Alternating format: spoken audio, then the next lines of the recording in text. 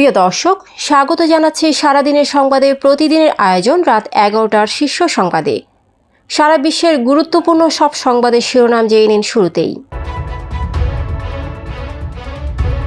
আগামী ডিসেম্বর বা জানুয়ারিতে জাতীয় নির্বাচন, জানালেন নির্বাচন কমিশনার মাসুদ। সরকারের থেকে শিক্ষার্থীরা নির্বাচনে এলে রাজনৈতিক দলগুলো মেনে নেবে না, মন্তব্য ফখরুলের।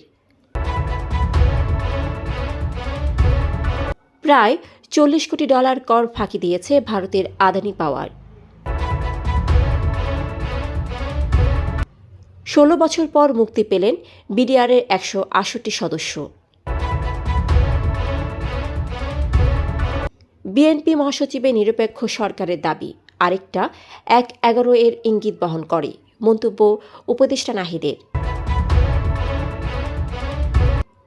যুক্তরাষ্ট্রের দক্ষিণাঞ্চলে তুষার ঝড়ে 9 জনের মৃত্যু, অন্যদিকে লস অ্যাঞ্জেলেসে নতুন দাবানল, পুড়ে গেছে 21 বর্গ কিলোমিটার এলাকা। পরীক্ষা না দিয়ে পাশ করলেন নিষিদ্ধ ছাত্রলীগ নেত্রী। ট্রাম্পের হুমকির মধ্যেই ইউক্রেনে ভয়াবহ ড্রোন হামলা রাশিয়ার।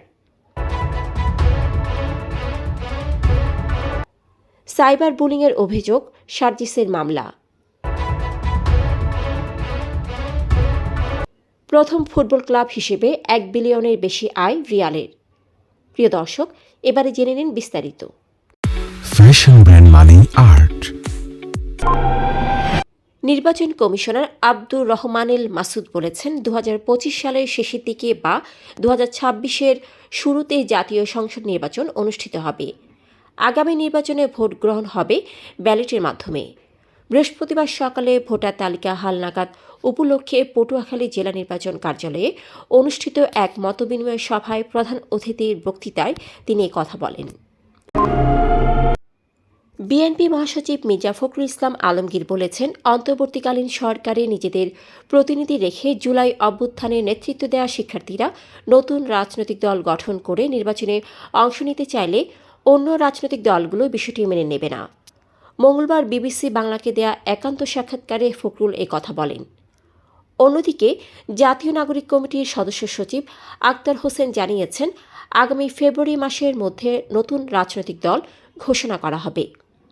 রংপুরের কারমাইকেল কলেজে কাউনিয়া ও পীরগাছা এলাকার শিক্ষার্থীদের সঙ্গে মতবিনিময়কালে তিনি কথা বলেন। ভারতের আদানি পাওয়ার বাংলাদেশে বিদ্যুৎ রপ্তানি করে প্রায় $40 কোটি কর ফাঁকি দিয়েছে।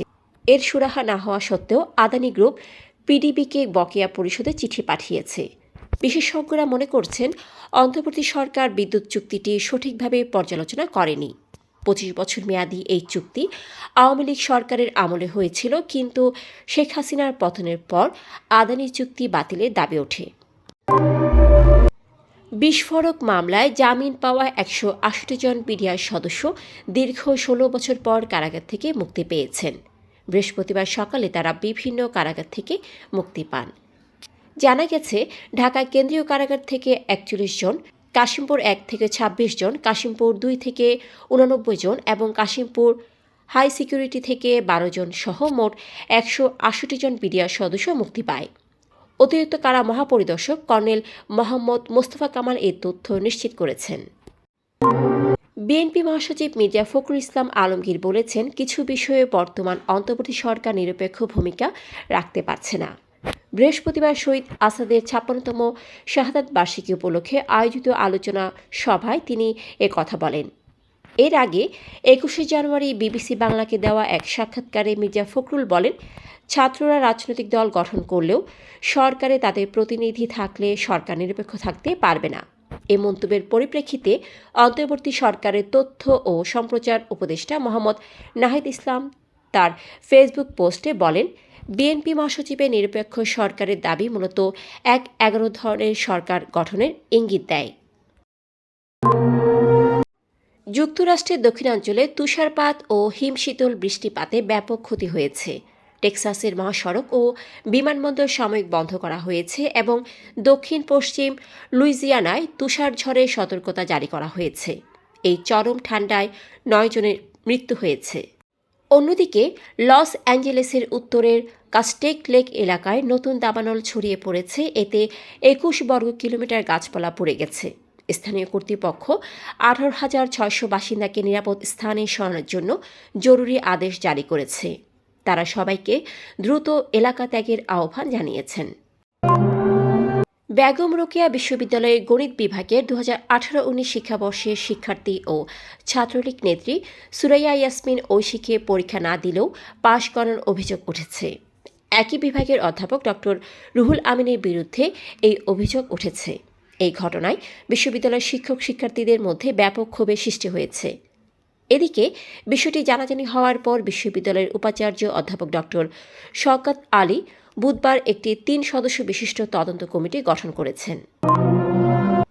মার্কিন প্রেসিডেন্ট ডোনাল্ড ট্রাম্প ইউক্রেনে যুদ্ধ বন্ধ না করলে রাশিয়াকে নিষেধাজ্ঞার মুখোমুখি করার হুঁশিয়ারি দিয়েছেন। এর মধ্যেই রাশিয়া ইউক্রেনের কয়েকটি শহরে ৯৯টি ড্রোন হামলা চালিয়েছে, আর কিয়েভও পাল্টা আক্রমণ করেছে। যদিও আন্তর্জাতিক মহলে আলোচনা চলছে, মস্কো ও কিয়েভ এখনও কোনো পদক্ষেপ নেয়নি। ট্রাম্পের নির্বাচনী প্রতিশ্রুতি অনুযায়ী যুদ্ধবিরতির সম্ভাবনা দেখা দিয়েছে। তবে ইউক্রেনের প্রেসিডেন্ট ভলোদিমির জেলেনস্কি বলেছেন, নিরাপত্তা নিশ্চিতে ২ লাখ ইউরোপীয় শান্তিরক্ষী প্রয়োজন হবে। সাইবার বুলিংয়ের অভিযোগ তুলে সামাজিক যোগাযোগ মাধ্যম ফেসবুকের ২টি পেজের বিরুদ্ধে মামলা করেছেন বৈষম্য বিরোধী ছাত্র আন্দোলনের অন্যতম সমন্বয়ক ও জাতীয় নাগরিক কমিটির মুখ্য সংগঠক সার্জিস আলম। বৃহস্পতিবার রাজধানীর শাহবাগ থানায় মামলা করেন তিনি। এজাহারে তিনি department of Baksal, university of Dhaka ও ক্রিমিনালস ডিইউ নামের ২টি ফেসবুক পেজের নামও উল্লেখ করেছেন। ফুটবল ক্লাবের ইতিহাসে ১ বছরে $1 বিলিয়ন আয়ের রেকর্ড স্পর্শ করেছে স্প্যানিশ জায়ান্ট রিয়াল মাদ্রিদ। সর্বোচ্চবার লা লিগা ও উয়েফা চ্যাম্পিয়ন্স লিগের শিরোপা জেতা রিয়াল প্রথম ক্লাব হিসেবে এই এলিট তালিকায় প্রবেশ করল। বুধবার আর্থিক কনসাল্টিং ফার্ম ডেলিট তাদের মানি লিগের জরিপে এই খবর জানিয়েছে। রিয়ালের ঘরের মাঠ সান্তিয়াগো বার্নাবু সংস্কার করায় ক্লাবটির আয় বেড়েছে বলে জানিয়েছে আর্থিক কনসাল্টিং ফার্মটি। দর্শক, এতক্ষণ আমাদের সাথে থাকার জন্য ধন্যবাদ। প্রতি মুহূর্তে দেশ বিদেশের গুরুত্বপূর্ণ সব সংবাদ জানতে ভিজিট করুন www.সারাদিনেরসংবাদ.com ও চোখ রাখুন সারাদিনের সংবাদের অফিসিয়াল ফেসবুক পেজে। Fashion brand money art. Men's, ladies and kids wear art. Be smart.